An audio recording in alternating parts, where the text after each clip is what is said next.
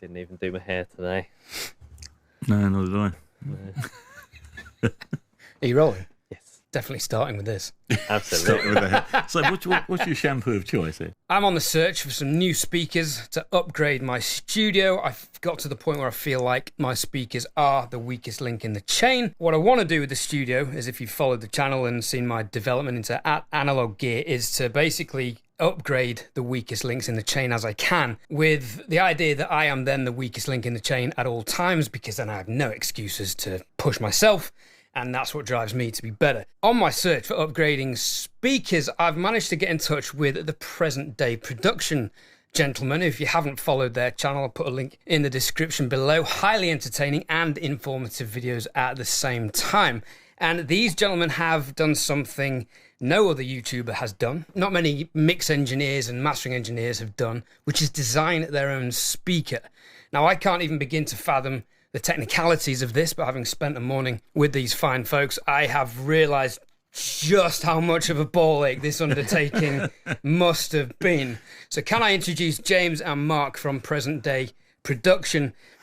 Before you design your speaker, what did you look for in a speaker when you were mastering? One thing and one thing only, and that's translation. Right. So if I'm mastering, I'm working on a quantity of material as well as having to keep the quality up. So I haven't got time to, because it's quite a high volume, low cost service. I can't drive home and check the mix, go and check it in the car, go for a drive in the van, listen to it on headphones on the train. Because each song would take 2 or 3 days to do, and then you'd be like on 4 pence an hour. So I have to know that I have to be able to trust what I'm hearing coming out the speakers and know that that will translate to any other system. So that's the core thing, and that's not an easy thing for a speaker to do, because speakers are really flawed. They're kind of still the weak link in the chain almost, and they're so tied into the room as well that you have to get the speaker and the room working together in order to get that translation. Yeah. So what are the benefits for you, for anyone thinking of upgrading speakers like I am, of going from, you know, budget to mid-range to more professional level speakers? The one thing everyone picks up on when you go from, say, a pair of budget near-fields up to some nice ATCs or PMCs or one of the sort of more expensive speakers, the thing that you always notice every time without fail is people going, oh, I've never heard that before. And you'll hear little details in mixes you've been listening to for years and years and years and years, which is why it's good to have a sort of curated playlist that is your speaker check playlist almost. So if you're like, when you come in, you know exactly what you need to listen to, and it's all tracks that you know really well. And yeah, when you hear that extra little bit of detail that you hadn't heard before, and it might be something simple like just the moisture in someone's mouth when they're singing a vocal or something like that. And you've noticed that a lot. So I tend to listen to, in my own time, I listen to lots of rock and metal and some more squished music, we'll call it that. But when analysing speakers and kind of checking their characteristics, I do have, as you said, a certain list of songs, and a lot of them are quite jazzy. Some of them might be more organic material, like acoustic stuff, jazz stuff. And you, on a decent set of speakers, you can pick up on those tiny little intricacies and the nuances and all the little details that you might miss on a system that doesn't have like super accurate or super sensitive drivers. For me, it's being able to hear all the little details, know that I'm not missing anything. Yeah. And as you said, translation, accuracy. I want to know that the music I'm playing sounds like it actually sounds. It's not being coloured or warped in any way.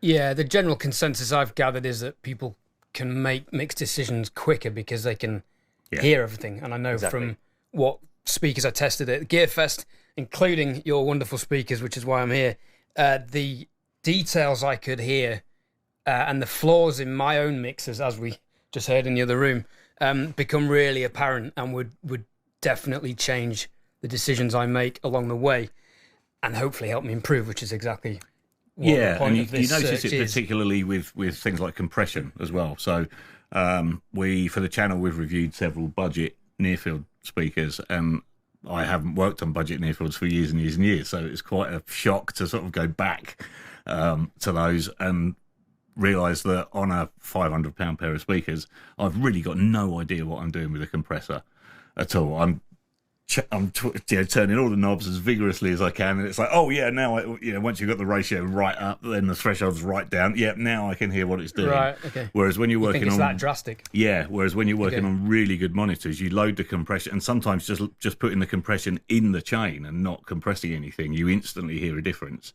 And then, especially with mastering tiny moves, just half a dB here and there, you can really hear what that's doing to the track. And quite often, if people send me through stuff that needs mastering, the most common problem is over processing, because they can't really hear what the processing has kind of done. So I've got to sort of undo that, and quite often I'll ask for stems, or turn all your compressors off. And generally, the more you take off, the better it kind of sounds, and then it translates better out into the world as well.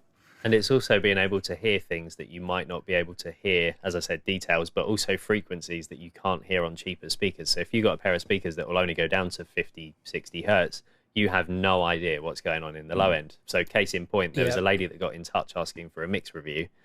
I did it, and I said, mix is great, but did you know there's this hideously loud hum just at 30 hertz? It was some kind of error within the configuration of a plugin.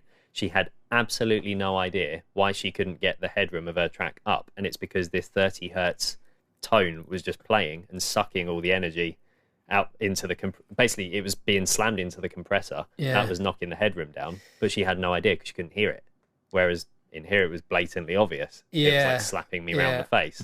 So I can relate. The current speakers I'm using don't go below 54 hertz, but with the subwoofer that goes down better. But my previous attitude was, well, anything below 50, I'll just leave that to my mastering engineer, and I don't need to worry about it. But that's a great story of exactly why you need to worry about it. And I personally wanted the best control in the low end possible, learning that the low end is triggering limiters, which is limiting how much headroom you can get and how low you can get your LUFS levels eventually. So this is going to be a two-part interview. We're going to talk more about the speakers in a minute, but I'm then going to go home. You may notice we're not in my studio. We're in the present-day production studio, which is quirky and fascinating and interesting. And I'm going to go away and audition various speakers and then come back, and then we're going to do a part 2 of this interview. So we will time travel at some point. Do we go back now or forward? So you guys designed your own speaker. Why? What caused that? How did this come about? It's sort of a midlife crisis, but it all really happened from the desire to get into Dolby Atmos. The A word started becoming a thing a couple of years ago. We heard lots of different Atmos rooms. I was underwhelmed by most of them and sort of wrote it off as here's another surround fad that's going to disappear just as quickly as it appeared. And then we just set up a system using really cheap near-field speakers that we'd had in for review. Just to play around with, and something, I don't know, something, when something just clicks inside your head and you're like, actually, this could be really good if only we could hear what we were doing with the speakers. And then I started looking into it and looked into the translation for the consumer side of it, which has been the traditional downfall of previous surround systems. If you're listening to a 5.1 mix, you need a 5.1 system, and if you take one of those speakers out of the equation, then you just lose all the audio coming out with that. Atmos is scalable and it's object based rather than speaker based, so you can listen on, you can have 80 speakers around you if you want and 60 in the ceiling, or you can have 2 in front of you in stereo, or you can listen on an Amazon talking cylinder, or you can listen on headphones. The sound coming out of your laptop speakers is insane in Atmos because it's a silly little... There's like some array of 6 speakers on the top and the bottom, and it does lots of weird phasey things, and you get convincing surround sound from that. So it's not there yet in terms of technology, but the technology is getting better all the time. And when you bought your AirPod Pros, you take a photo of your ear with your phone and that automatically calibrates the... there's just all this crazy stuff going on. And I had an experience with an Amazon Echo in a mate's kitchen where I'm walking around the room like with my eyes shut and I can't tell where the sound's coming from. And I thought, okay, this has probably got legs because the consumer doesn't need to know anything about it at all. But is it necessary? Do we really want immersive audio for music? And then started playing with it and absolutely fell in love with it. Well, I think the biggest thing for us was it was like a magical way to turn the emotion up in the music. Like the fact that Yeah. you're so immersed within that mix and it's just all around you. It sounds corny, I know, but it literally was that, wasn't it? That The was it, emotion yeah. just got whacked right up. Yeah, And if I was doing a mix for someone and they were coming into the studio and listening to it, I could quite easily make them cry.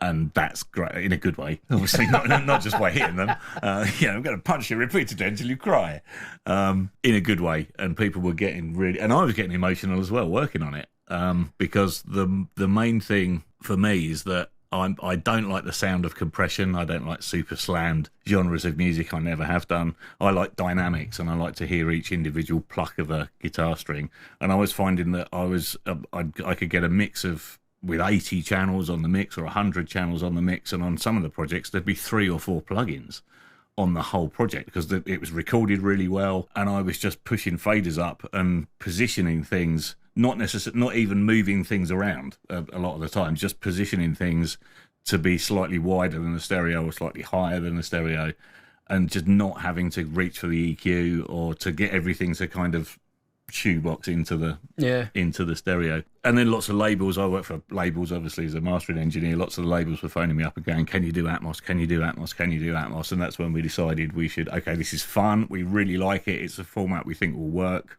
Let's do it properly. I was working on ATCs for mastering and have been for years and years and years, SCM 200s, which are over there now. And the biggest problem with the studios we went to was that the speakers in the front sounded fantastic because they'd be 30 grand, and then everything else was just horrible. And then you don't want to pan stuff because it doesn't sound good if you've got your drums in stereo coming out your main monitors, which cost 30 grand, and then you bring your drums out in stereo on your surround speakers, which cost 500 quid, then you immediately want to put them back in the right. So it was affecting your creative choices. Yeah. Okay. So I might not want to put a drum kit in the centre of the ceiling, and if I do want to do that, then I want it to sound as good as if I decided to put it in the front. Yeah, right. You're not putting drums in the roof. Okay. That's it's not that. So that's what it is. So where the technology should have been an enhancement to the creative process, the lack of quality of speakers without spending £100,000, or more, if you were going to stay ATC, was prohibitive. So you had the genius idea of. Yeah, well, I was just sitting there one day, and so inspiration came from a lot of different places. I've always been keen on speakers. Speakers have always been the most important point in the studio to me, the speakers in the room, because otherwise it's like trying to colour grade a video on a black and white monitor. You can't see what you're doing. So, That's a great analogy. So I've always been a big speaker fan. Huge inspiration was Jez Kerr, who runs a company called Kerr Acoustic, who started his own speaker business. He's very much in hi-fi world. We had a pair of his down here for a good few months, and loved them. They were fantastic. But again, 30 grand a pair, so quite a lot of money. And just for those who don't know what the specifications for or requirements for Atmos, I believe the minimum is 5.1.4, but recommended is 7.1.4. I think the minimum 7.14 now. Yeah, but they recommend changing quite a lot. But they recommend 9.14. Okay, so that's what 7, 8, 9, 10, 11. That's 12. Speakers, and normally at least 2 subs, so that's quite a bill. So it's going to get expensive. So what you can do is build your own speakers. Yeah, well, I started taking apart some speakers that we've got laying around in the building that when they were new cost an awful lot of money, and finding sort of 20 quid components in them and thinking, well, hang on a minute, they were 10 grand and it's got a 20 quid tweeter in it. What's that all about? Right. And thought, well, yeah, so if I can get something the goal was to get something to complement the ATC. So I thought, there's no way I'm going to beat the ATCs because they're absolutely amazing and I love them and I know them really well. And obviously ATC have been doing this since 1976 or whatever, and they know their stuff. But I just wanted something that was better than getting, I don't know, Cali LP6s or something around the room. I wanted something that would complement the ATC. So it had to be 3-way. I knew that. So we looked into drivers to start with. I thought, well, we haven't got the ability to make our own drivers, or that's going to be a 10-year journey on its own, just developing a bass driver. So we need components that are ready-made by people who know what they're doing. We looked at a few UK manufacturers who are used in a lot of the high-end UK brands. I would have gone to ATC. ATC used to sell their drivers as OEM parts, until about 2015, I think. So first choice would have been to go to them, but now they don't. They only sell them as part of their own product.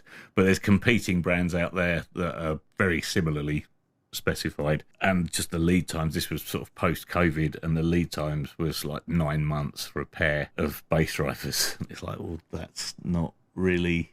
It's not workable at all. 9 days, yeah, okay. 9 weeks, maybe at a push, but 9 months is crazy. So we started to look at other manufacturers that were actually manufacturing and supplying parts, and that's when we found a company called Bleesma in Germany, who's run by a chap called Stanislav Malikov, who's from the Ukraine, I believe, and he used to work for Morel for years and years and years, so he's had decades in the business. He really knows his stuff. And his he'd brought out a tweeter, and his tweeter was getting rave reviews amongst the DIY community and all the sort of hi-fi guys, and I thought, okay, well, let's order a pair and try those. So I ordered a pair. He sent all the data sheets and everything through, and also sent through some data sheets for a 3-inch mid-dome driver, which is exactly what I was looking for a three-way.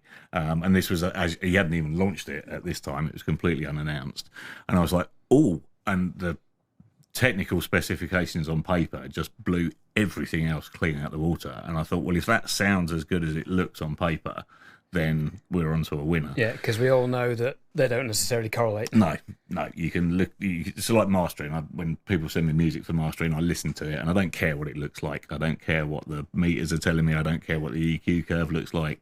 I just care what it sounds like. And flat isn't always good. You need to. It's audio. You need to listen to it.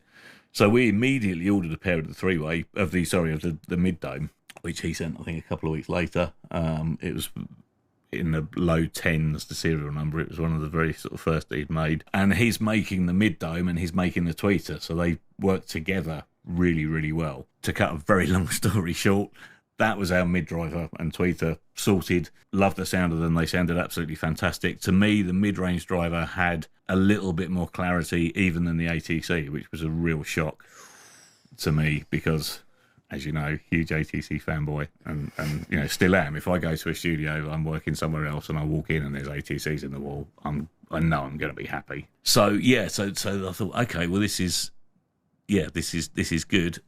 Problem was the low end, so we tried. How many versions of cabinet did I build? 35. 35 different versions of cabinet, trying to get the bass end right. Tried ported, sealed enclosures, transmission lines, just trying all these different types of bass loading, and just couldn't get it quite right. And then eventually settled on a sealed enclosure. What was not quite right about it, because a lot of home studio speakers are single ported, double ported, side ported, rear ported. So there's kind of advantages and disadvantages to each. So a disadvantage of a sealed cabinet is it's less efficient. You need more amp power to drive it because all the energy is coming off the front of the woofer. But one thing we liked about the sealed enclosure is it's so much more accurate, and you get a much tighter bass response in a sealed cabinet because the resistance behind the driver is more, and so when the signal stops, the driver stops, basically. Yeah, we just generally preferred the sound and found it to be more accurate.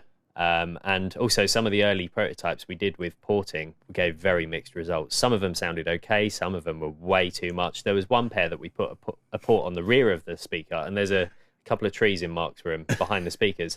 One of them blew over. It was like it was that much in there. Like, okay, it might have some slight anomalies with the port on this particular iteration. And as we said, we did so many iterations of the cabinets, and in the end, the sealed cabinets are just the most accurate, and they sounded the most pleasing as well as, you know, useful to work on. But it's like getting the low end of your studio right. It's like building a really small studio. So for those that don't know, the problem with bass in a speaker is that the speaker driver, you've got a cone in it, and you've got sound coming off the cone from the front, but you've also got exactly the same amount of sound coming off the back of the cone.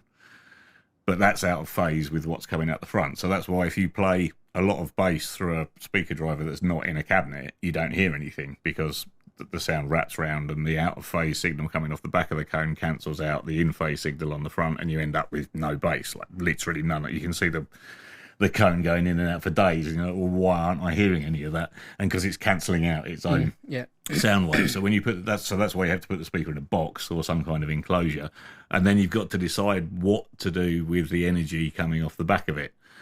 You can use it to reinforce the sound, which is what a ported cabinet does, or a transmission line cabinet would do, or you can choose to just get rid of it altogether, which is what a sealed enclosure does. So then you're only hearing the in phase, but you can't get rid of that energy in a cabinet that's that small. So that's where it becomes every kind of design is very difficult to get right, and it's about juggling lots of different compromises, and that's really what took the time.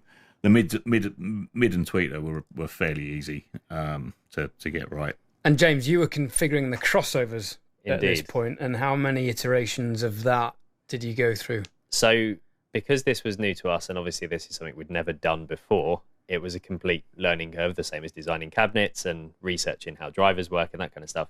So with the MUM8, which was the first speaker we built up to production spec. Have to stop you there. MUM8? No, explain to the viewers what the MUM speaker is about.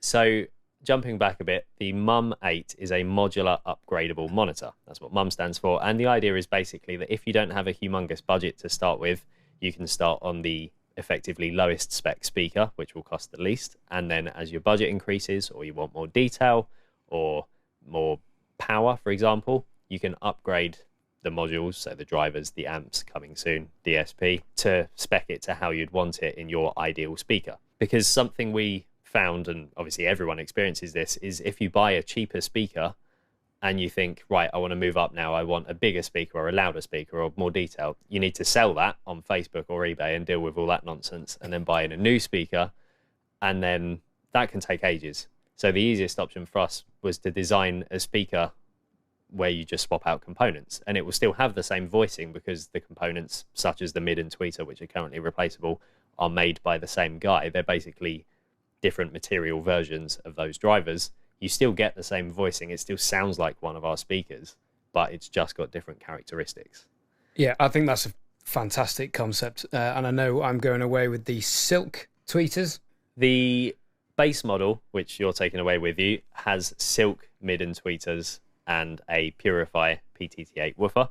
And the idea is, as I said, if you want more detail in this case and better transient response, you would upgrade to the beryllium drivers because they have different characteristics. They are technically more detailed. And so you have that choice. Some genres might work better on silk. So some of the guys at GearFest were listening to some hip hop stuff, and that might be a little too much for the beryllium drivers because they're quite revealing and they can be quite harsh in some genres if you have something that's quite compressy, and so metal being an example, they might be a bit overpowering for that kind of situation. So a silk driver setup might be better. So as well as having more detail by upgrading, if you work in a genre that might suit a silk system better, that's the beauty of it. You don't have to upgrade. You can work with what you've got. And it just gives that flexibility. So what we've got at the moment is a speaker that will perform in most studios perfectly fine, but if in the future we come up with a new system that might have acoustic calibration or anything like that, again, that's the thing with the modularity. You can swap the DSP unit out because we've now got our own amp system as well, and if in the future there are some new amp modules that we quite like, then you can swap those out as well. So the whole system is designed to be modular. The only thing you can't upgrade at the moment is the bass driver because we haven't found anything better than what's currently in it. No.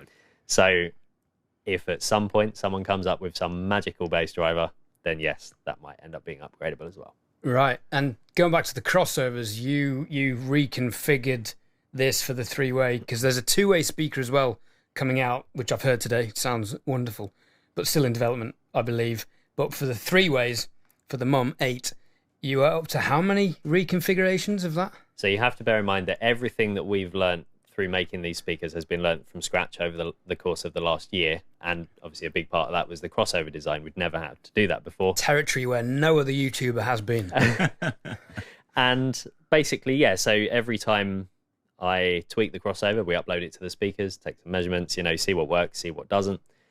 And in the end, after we're talking months and months of tweaking on the DSP, it was around 250 iterations of the crossover to get that right. But as I say, because it's a learning curve, you then learn from the experience and can then pass that on to future products. the two-way that you heard today is only cabinet prototype 2, because we now know how to make cabinets at this point. Yeah. And the same with the DSP. That's had only about 10 to 15 iterations on it, and it now sounds, it's not perfect, but it sounds good. It's going in the right direction. There are a few things to tweak, but it sounds better than the original three-way speaker did at its 15th iteration by a long way. And a question for both of you, what are your top 3 reference tracks for testing speakers?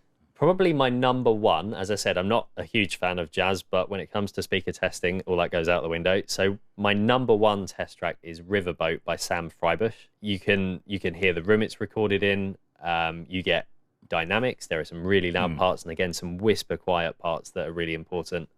That's a great track. Supersonic by Skrillex, which is a mental test track that no one should use. But if you want to know how a speaker will perform when you're absolutely slamming some electronic music through it, it's a fantastic choice. Doesn't really have too many things in the ways of dynamics, but No Sanctuary Here by Chris Jones. There are some amazing vocals on that track, and if you get a really nicely calibrated system, they make use of every part of the frequency spectrum. I mean, you get a phenomenal bass just out of the vocals, and it's just a great track for general all-round system testing. All right, these are 3 tracks I've never heard before, so I'll put them on my mixed referencing Spotify playlist. And yours? The Sam Freibush track again would be number 1, because that's very revealing of lots of different things. My number 2 is probably Thanks to You by Boz Scaggs. Really well recorded, really well produced. You really get a good phantom centre with the vocal if you've got your speakers set up right. And then number 3, there's so many of them. Birdie Song. The Birdie Song by the Tweets. No. I can do the dance as well. Save that for one of your videos. Okay. Yeah. Probably Close to You by the Carpenters. Okay. Because you can really hear the... which I find really irritating and a little bit creepy. Right. But when you can hear that in the way I know you can hear it on good speakers, you lose a lot of that on a lesser monitor. So that's quite revealing. Yeah, I know the song because I turned up to a wedding having learnt Close to You by Calvin Harris as the first dance. No. Not Close to You by the Carpenters. Luckily, it's a simple song drum-wise, so I had a quick listen and you were right. Away we went. Brilliant. Well, for me, like with those test tracks and also some of the hundreds others I've got, is just particularly when testing drivers, is can I hear these little details that I know are there because I've heard them on a good system? Can I hear them on this system? And if I can't, the drivers aren't good enough or the design's not good enough. And it's a really good way to tell, because some of those tracks, like the Sam Freibush Riverboat one, have some minuscule little details, and if you can't hear them, your system's not good enough, basically, because you're missing out on a world of detail. Yeah, and that's exactly what I've realised already. I tested some speakers at Gearfest. There's links to my videos covering that. It's like the UK version of NAMM that's growing in the UK, and I heard some PMCs, Alcons. Yeah, Alcons. The present-day production speakers and Neumanns and some Focals, and I was hearing, these systems are all significantly better to what I have at the moment, and I was hearing in Back in Black, which has now become one of my reference tracks, a reverb tail, a different one on each side that I'd never heard before. Right. And even Dua Lipa, Don't Stop Now is another one of my reference tracks. Again, little reverb and delay tails coming in and out that I wasn't hearing on my home system. Yeah. So every time I've heard a speaker system since then, I've thought, let's listen out for that. And can I hear it? How long is it? How detailed is it? How deep is the sound? Well, that's one thing that kind of drew us towards the drivers that we've now got for the mid and tweeter, is their ability to differentiate a kind of transient from a reverb. You can really hear that tail in any well-recorded material. Again, it's when you're mixing or mastering, it's really, really easy to get a sense of depth in a stereo recording, which is very difficult to do if you've got bad monitors set up poorly and haven't got a fantastic stereo image that can go much wider than the speakers, but can also give you a really concrete phantom center, because you can't get that sense of depth because you're not getting it from the speakers. So and that's why a lot of people struggle with things like that. When you've got good monitors in a good room and they will give you that sense of depth effortlessly, then all you got to do is tweak the pre-delay on the reverb a little bit, and you can really push things to the back or bring them forward. So again, it's all the little details like that, and that's why we offer at the moment the Silk the silk option and the beryllium option, the beryllium drivers are probably going to be crazy distracting for a lot of people, because there's so much. They literally reveal every bit of detail. You can't hide from them. Now, for what I'm doing, which is mastering, now you'd have to prise those from my cold, dead fingers. They're not going. There's no way I'd go back to the silks. The silks are great, and I was working on them for a good 6 months. But then once we'd got the berylliums, and I'd got used to those, it was like, no, okay, this is next level detail. But that can be just, if you're tracking, you probably don't want that. You probably want not softer sound, but you'll obsess over silly little things like preamps. I can hear the effect that the microphone cable's having on reflections off the chin, or you can go into that kind of crazy rabbit hole and forget that you're supposed to be capturing a performance. Yeah, I met an engineer once who swore and claimed he could hear if he'd mic'd up the kit with mic stands. Yeah. Or whether he'd clip mounted the microphones on the drums. He swears he could hear the difference. There's a guy in the room. there's a guy in Blackbird who's blind, who walks around the studio going like that, and he can go mic stand, and he'll tell you what's in the room just by listening to the reflections coming off of, because that's all he's done all his life. Yeah. It's Okay, final question, and then we'll get into my analysis of speakers, and then we'll come back. This might be a two-part video. Stay tuned. I'm thinking about it as we speak. Which models do the M8 speakers compete with? I would say the MUM8 speakers compete with. So you have to bear in mind, we sell these directly, and we've had a few questions from potential customers. Why would you claim these are so good if they're only $5,000? Because that is, in the grand scheme of things, not a high-end pricing for a speaker. But we sell them directly, and so they cost about 30% of what they should cost if they went through to traditional routes. So we've basically spec'd these to compete with speakers that would cost about 12 to 15 grand. So you can easily compare them to PMC 6.2s, maybe PMC 8.2s, ATC SCM 45s, the new Amphions. They'll stand up against any of these speakers. And I would be confident in saying that because one of our customers had 2 pairs of PMC 6.2s. He sold one, bought a pair of our MUM8s, and now he's just sold the second pair of PMC 6.2s and bought another pair. So I am confident in their performance against speakers of that kind of tier. And it's difficult for us to say as well and come across with any credibility, because obviously we're making them, so we're going to say they sound good. Although a lot of what we did make didn't sound good; it sounded awful. First, so we ditched it and went back to the beginning. But you've done the trial and error, you've done the R&D, and you guys are remarkably humble about all this. Oh, thank you. So I believe you. Well, it has. But I've heard them, so I can back it up. And it's been enormous fun as well. So a lot of people say, how did you put that much work into what has effectively been just a year? And well, really, it was 6 months, because it was 6 months. It was finished in December. It was 6 months from the first pen on paper design to having our Atmos room set up and being happy with it, and not using those big boys anymore for mastering. Those came out of my mastering room and I gave them to James for video editing, which is slight overkill. But it's been fun. I mean, I was here, last summer I was getting in at 7 o'clock in the morning, and I'd still be here at midnight out in the car park sanding things, because I wanted to get that, okay, I cocked that up, let's learn from that, and couldn't wait to build another pair of cabinets. And so it hasn't really been work. It has been a midlife crisis. I think if anything, it's kind of just rewarding to hear what started off as a square on a bit of paper now sounds like that. That's the thing. It's like we made that and we made it sound good, because it has sounded bad in the past during development, as it would, as you learn. And we've been helped by our customers as well. Hugely. So a lot of the stuff that is now a feature have been created by the need of our customers. So there's a guy in Germany who wanted to soffit mount his speakers, and on the original iteration of the speakers you couldn't do that because the plate amp in the back would overheat if you stick it in a wall. So the idea was, right, let's make a removable amp which can be rack mounted if you don't want it on the back of the speaker. And it's just a industry standard 3U rack size, so it'll fit in any rack. You can stick it next to your interface or whatever, and that's your amp. And that's a great idea. Non-proprietary cables, just regular NL8 cables for the signal, so you don't have to spend £1 million on the Flopcat 7000.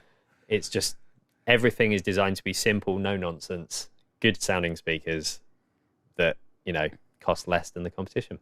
and upgradable to suit budgets and development of ears.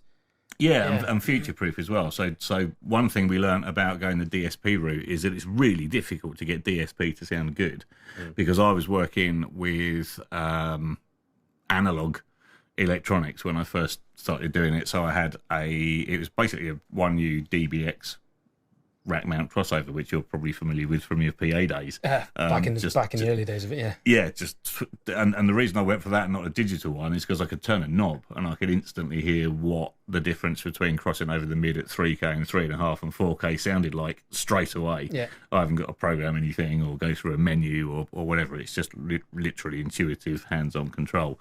And I'd get it set to what I thought sounded good, and then I'd just go to you and I'd go, right, push buttons. Make the DSP sound like that. Lots of speaker manufacturers still don't use DSP because they don't think it sounds as good as analog. And we didn't, I don't think, until we started working. Yeah, and I can kind of see where they're coming from. It is very, very difficult to get it right.